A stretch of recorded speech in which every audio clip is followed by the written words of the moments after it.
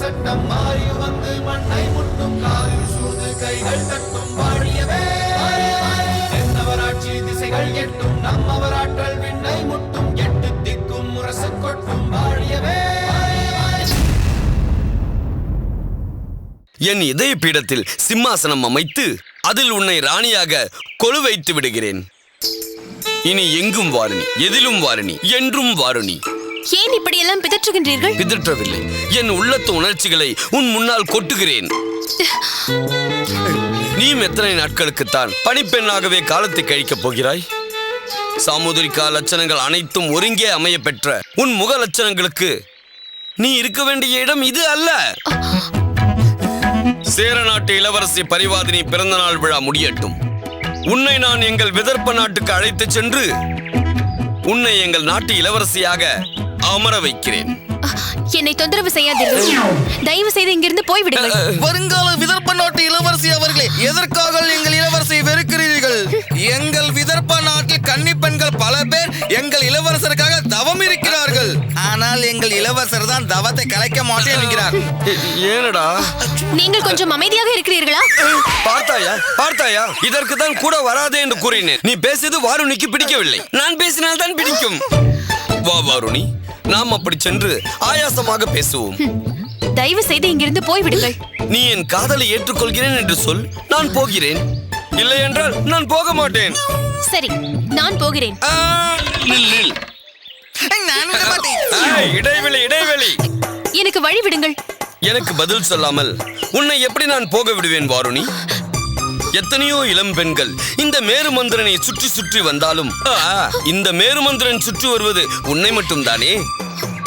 எனக்கு பதில் சொல்லாமல் இங்கிருந்து உன்னை போக விடுவேனா? தயவு செய்து என்னை இங்கிருந்து போக விடுங்கள். முடியாது. வழிவிட.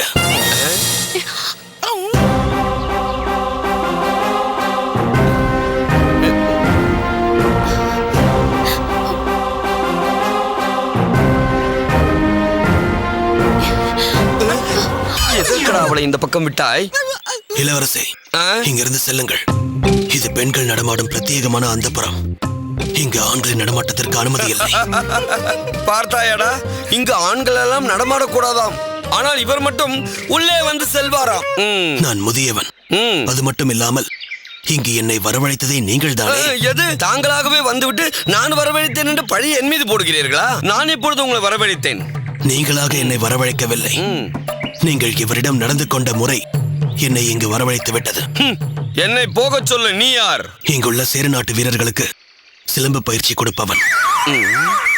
என்னுடைய மகள் இளவரசியாருக்கு வாள் பயிற்சி கொடுப்பவள். அந்த புறத்தை பாதுகாக்கும் பொறுப்பு எங்களிடத்தில் தான் உள்ளது. தயவு செய்து இங்கிருந்து செல்லுங்கள். நான் யார் தெரியுமா? விதர்ப்ப நாட்டு இளவரசன் மேருமந்திரன். ஆனால் நீ இந்த அரண்மனையில் பணிபுரியும் ஒரு சாதாரண ஊழியன். நீ என்னிடத்தில் அதிகாரம் செலுத்துகிறாயா? இளவரசே, நான் உங்களிடம் அதிகாரம் செலுத்தவில்லை. அன்பாகத்தான் சொல்கிறேன். தயவு செய்து இங்கிருந்து போய்விடுங்கள். இளவரசே, நீங்கள் எதற்கு இந்த பெரியவருக்கு விளக்கம் அளித்துக் கொண்டு? இந்த பெரியவரை நான் பார்த்துக் கொள்கிறேன். என்ன பெரியவரே, இந்த மூப்பான வயதில் பெரிய எடுத்த பொல்லாப்பு உமக்கு எதற்கு? பேசாமல் வேலையை பார்த்து கொண்டு போய்விடுங்கள். இளவரசரின் மைக்காப்பாளன் என்ற முறையில் சொல்லிக் கொள்கிறேன். மரியாதையாக சென்று விடுங்கள். இல்லை என்றால் என்ன செய்வேன் என்று எனக்கே தெரியாது. போய்விடுங்கள். நீங்கள் இங்கிருந்து போகும் வரை நான் போக மாட்டேன். என்னையே எதிர்க்கின்றாயா? என்னை எவரும் எதிர்த்ததில்லை. எதிர்த்து அவனை நான் விட்டதும் இல்லை. இளவரசே, உத்தரவிடுங்கள்.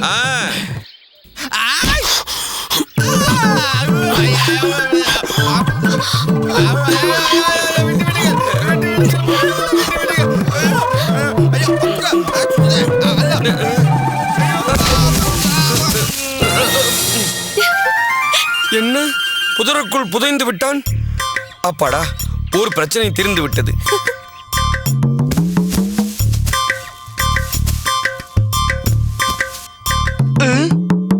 மீண்டும் வந்து விட்டானே. என் உதவியாளனை அனாவசியமாக தூக்கி எறிந்து விட்டாய். ஆனால் உன் வித்தையெல்லாம் என்னிடம் செல்லுபடியாகாது.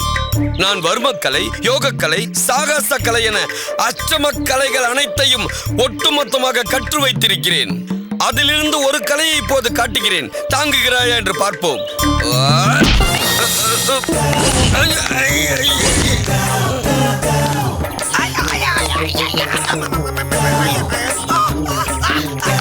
என்ன கை வலிக்கிறதா? ஒன்றுமில்லை. அம்மா அம்மா விட்டு விடுங்க.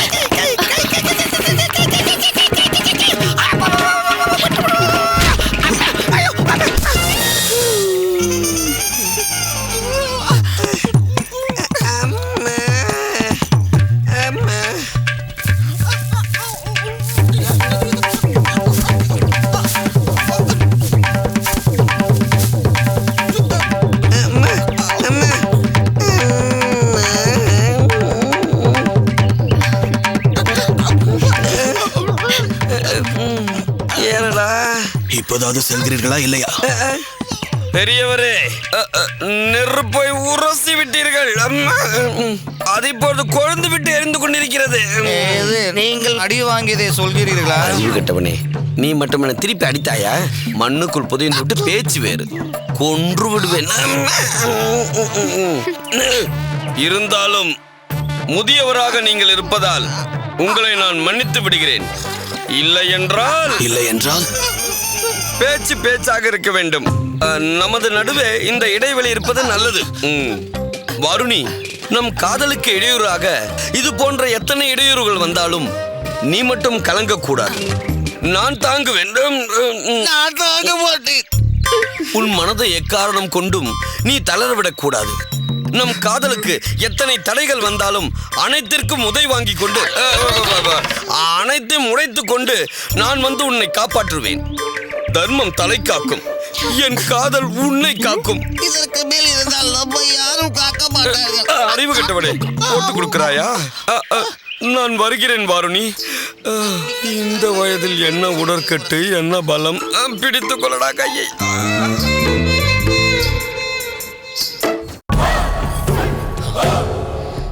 இந்த பாண்டிய நாட்டில் நமக்கெல்லாம் என்ன தகுதி தரப்பட்டிருக்கிறது என்றே புரியவில்லை.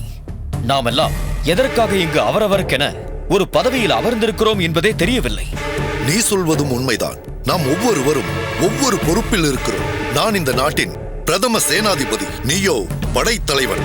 பாண்டிய நாட்டின் படைக்கு வலிமை சேர்த்துக் கொண்டிருப்பவன். ஆனால் மன்னர் நம்மை எல்லாம் மதிக்கவே இல்லை என்பது நன்றாக தெரிகிறது.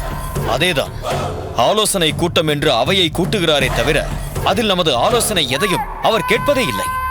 அவர் ஏற்கனவே ஆலோசித்து தீர்மானிப்பதை ஒரு அறிவிப்பு போல கூறுகிறாரே தவிர அதை பற்றி நாம் என்ன நினைக்கிறோம் என்று கூட கேட்டதில்லை. எந்த விவாதத்திற்கும் இடமளிப்பதில்லை. ஆனால் அமைச்சர் அறிவுடை நம்பியிடம் மட்டும் முன்னதாகவே ஆலோசனை நடத்தி விடுகிறார். அப்பொழுதே அது சம்பந்தமாக ஒரு தீர்மானம் எடுக்கப்பட்டு விடுகிறது. பிறகு அதற்கு நம்மையெல்லாம் அழைக்க வேண்டும்.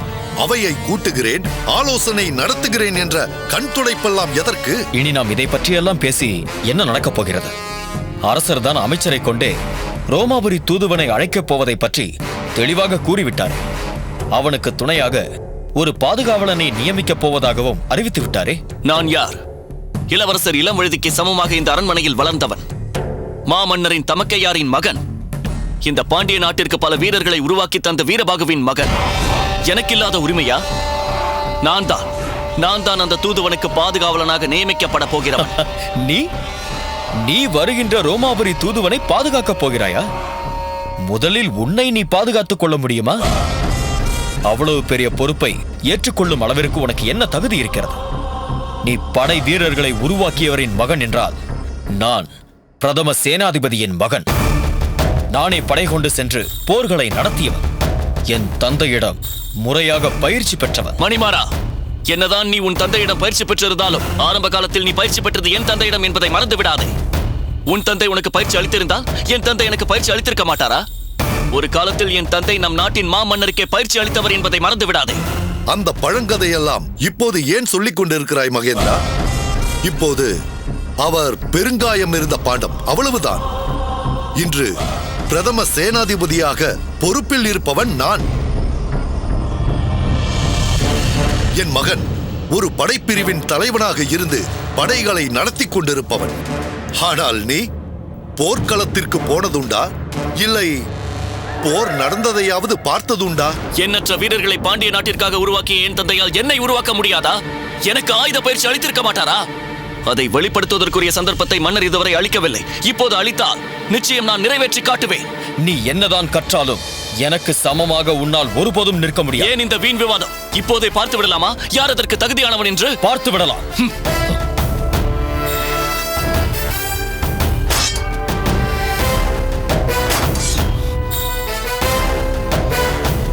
நிறுத்துங்கள்.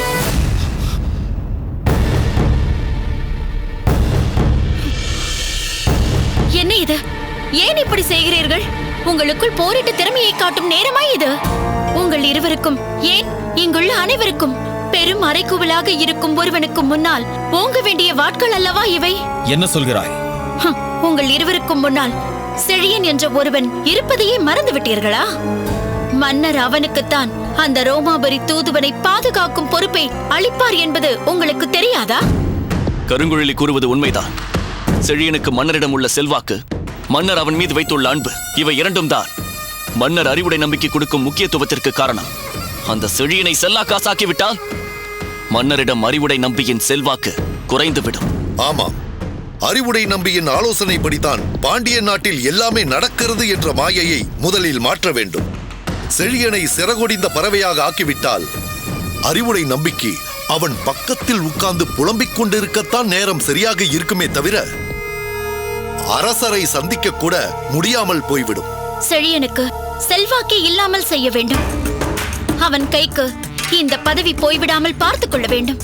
அதற்கு என்ன செய்யலாம் என்று யோசியுங்கள். செழியன் மீது ஏதாவது குற்றச்சாட்டுகள் இருக்கிறதா என்று ஆராயுங்கள். இருக்கிறது கருங்கோழி. அந்த செழியன் மீது சுமத்துவதற்கு இரு பெரும் குற்றச்சாட்டுகள் இருக்கிறது. அதை மன்னர் முன்னிலையில் வைத்தால் அவரால் அதற்கு விடை சொல்ல முடியாது. என்ன குற்றச்சாட்டு? பாண்டிய மாமன்னரின் பாதுகாப்பிற்காக சோழ நாட்டிற்கு சென்ற செழியன் அதை சரியாக நிறைவேற்றினானா? கரிகாலரை காப்பாற்றுகிறேன் என்று எவனுடனோ சண்டையிட்டு காயம்பட்டு இருங்கோவேளின் ஆட்களிடம் சிறைப்பட்டு இருங்கோவேளால் சித்திரவதைப்பட்டு அவனிடமிருந்து தப்பித்து வர திறமை இல்லாமல் ஒரு பெண்ணின் உதவியாளனாகத்தானே அங்கிருந்து வெளியில் வந்தான். இது போதாதா? அருமையான விஷயம். அந்த நேரத்தில் என் மகன் மணிமாறன் இருங்கோவேலிடம் இருந்து செழியனை காப்பாற்றுவதற்காக படை கொண்டு சென்ற போது நான் இருங்கோவேலின் தங்கையை மணக்கப் போகிறேன் என்று ஓலை எழுதி பெரும் குழப்பத்தை ஏற்படுத்தி விட்டானே. அதை நாம் இப்பொழுது பேசக்கூடாது. அது இருங்கோவேலின் கட்டாயத்தினால் செய்யப்பட்ட காரியம் என்பதை செழியன் மன்னரிடம் தெளிவாக நிரூபித்து விட்டானே. எப்படி இருந்தாலும் அவன் அந்த இருங்கோவேலிடம் சிறைப்பட்டு அங்கிருந்து தப்பிக்க முடியாமல் அடைபட்டு கிடந்தான் என்பதை மாற்ற முடியாதல்லவா? அதில் மாற்றமில்லை. மற்றொரு குற்றச்சாட்டு, அவன் தான் காதலிப்பதாக சொல்லிக் கொண்ட தாமரையே காப்பாற்ற தவறியவன். பாண்டிய இளவரசரின் திருமண நாளில் காணாமல் போன தாமரையை இன்று வரை செழியனால் கண்டுபிடிக்க முடியவில்லை. தன் காதலியை பாதுகாக்க முடியாத ஒருவன் ரோமாபுரி தூதுவனை பாதுகாப்பானா? அருமை அருமை. இந்த இரு குற்றச்சாட்டிற்கும் மன்னர் என்ன சொல்கிறார் என்று பார்ப்போம். செழியனை இந்த விஷயத்தில் விலக்கி வைப்பதற்கு இவையே போதுமான காரணங்கள். இதைத்தான் நான் எதிர்பார்த்தேன். என்னுடைய கூந்தலை கத்தரித்து அமங்கலம் செய்தவன் அவன். முழுமையாகவே என் கூந்தலை களைந்து அவமதிப்பேன் என்று அரைக்கூவல் விட்டவன் அவன். எதற்காக? என் அண்ணனிடம் கொண்ட பகைக்காக. அவனை அவ்வளவு எளிதில் விட்டுவிடலாமா? ஆனாலும் மாமன்னரின் அன்பை பெற்ற அவனை அப்படி அவ்வளவு எளிதாக விலக்கிவிட முடியாது. அதனால் நீங்கள் அனைவரும் இணைந்து நில்லுங்கள். உங்களில் யாருக்கு அந்த பதவி கிடைத்தாலும் ஒருவர் என் அண்ணன், இன்னொருவர் என் எதிர்கால கணவர். ஆக இருவரும் மைத்துனர்கள். ஒருவருக்கொருவர் உங்களுக்குள் விட்டுக் கொடுப்பதற்கு ஏன் தயங்குகிறீர்கள்? இவருக்கு பதவி கிடைத்தால் அவர் மனப்பூர்வமாக ஏற்றுக்கொள்ள வேண்டும். அவருக்கு பதவி கிடைத்தால் இவர் மனப்பூர்வமாக ஏற்றுக்கொள்ள வேண்டும். ஒருவருக்கொருவர் இணையாக இருக்க வேண்டும். என்ன சொல்லுகிறீர்கள்? சரியாக சொன்னாய் கருங்குழலி. மணிமாறா, நான் உனக்கு உறுதி அளிக்கிறேன். நீ பொறுப்பேற்றால் உனக்கு துணையாக நான் இருப்பேன். அதேபோல் நீ பொறுப்பேற்றால் நான் உனக்கு துணையாக இருப்பேன். இது சத்தியம்.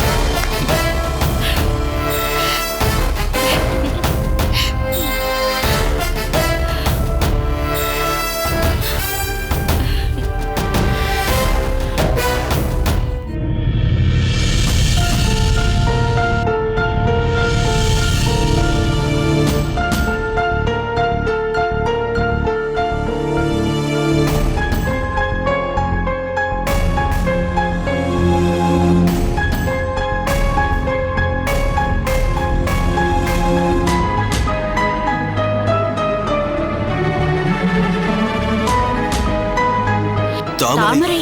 அட முத்துநகை, நீங்களும் தாமரையை பற்றி தான் சிந்தித்துக் கொண்டிருக்கிறீர்களா? ஆமாம், நீங்களும் தாமரை பற்றித்தான் என்னிடம் ஏதோ சொல்ல வந்தீர்களா? ஆமாம். என்ன சொல்ல வந்தீர்கள்? சொல்லுங்கள். பெண்ணுக்கு பெண் என்ற முறையில் முதலில் நீங்கள் தான் பேச வேண்டும். அதனால் நீங்கள் என்ன சொல்ல வந்தீர்கள் என்பதை சொல்லுங்கள். விதர்ப்ப நாட்டு இளவரசன் என்று சொல்லிக்கொண்டு ஒருவன் வந்திருக்கிறானே. நீங்கள் யாரை சொல்கிறீர்கள்? அரண்மனை விகட கவி போல் இருந்து கொண்டு நான் ஒரு இளவரசன் என்கிறானே, அவனை பற்றித்தான் சொல்ல வந்தேன். அவனால் என்ன பிரச்சனை?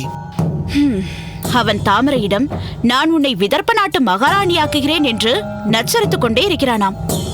நான் சேர நாட்டிலிருந்து போகும்போது நீயும் என்னுடன் வந்துவிட வேண்டும் என்று வற்புறுத்தி கொண்டிருக்கிறான். அவனாவது பரவாயில்லை முத்துநகை. நீயே சொன்னது போல் அவன் ஒரு விதுஷகன் தான். பொம்மலாட்டத்தில் முதலில் வரும் கோமாளி போலத்தான். அவனை மிக எளிதில் சமாளித்து விடலாம்.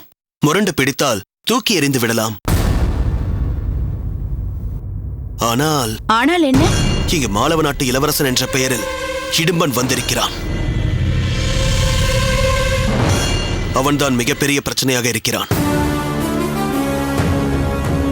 அன்று தாமரையை கடற்கரையில் காப்பாற்றிய போதே அந்த இடும்பன் கை கால்களை முறித்து எலும்பை ஒடித்து அவனை நடமாட முடியாமல் செய்திருப்பேன்.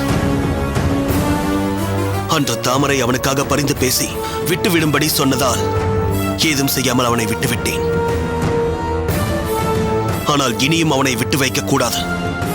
அவன் கை கால்களை உடைத்து விடுகிறேன். அவசரப்பட்டு எதுவும் செய்து விடாதீர்கள். நாம் இங்கு பெரும் திட்டத்தோடு மாறு வேடத்தில் வந்திருக்கிறோம்.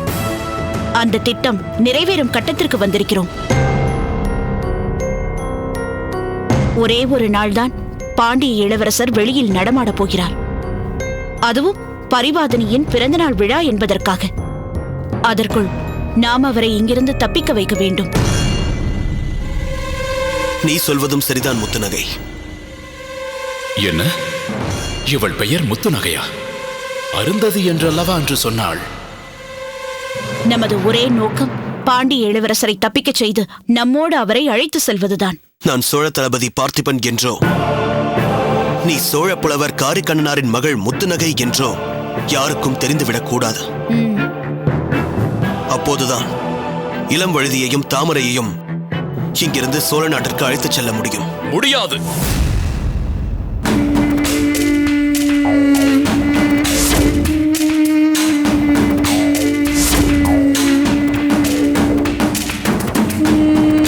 அவ்வளவு எளிதில் தாமரையை உன்னால் இங்கிருந்து அழைத்துச் செல்ல முடியாது.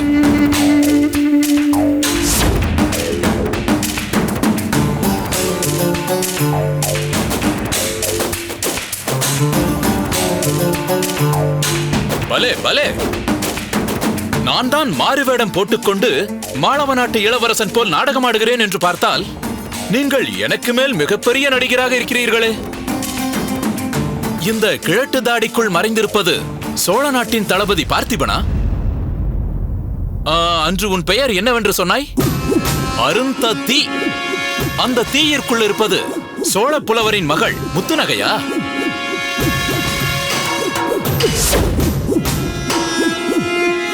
பரவாயில்லை, இருக்கட்டும். நான் இங்கு எதற்காக வந்திருக்கிறேன் தெரியுமா? என்னிடமிருந்து தப்பித்து வந்த ஒருத்தியை மீண்டும் கைப்பிடித்து அழைத்துச் செல்வதற்காகத்தான் வந்தேன். ஆனால் நீங்கள் சேர மன்னர் சிறை வைத்திருக்கும் பாண்டிய இளவரசரையே இங்கிருந்து தப்ப வைக்க வந்திருக்கிறீர்களா? நான் ஓரிரு நாட்கள் வேறொருவன் பெயரில் இங்கு வாழ வந்தேன். ஆனால் நீங்கள் பல நாட்களாக சேர மன்னரின் அரண்மனையில் அவரது நம்பிக்கைக்குரியவர்களாக வாழ்ந்து அவரையே ஏமாற்ற வந்திருக்கிறீர்களே. நான் இப்பொழுதே சென்று சேர மன்னரிடம் இதை பற்றி பேசினால் என்னவாகும் தெரியுமா?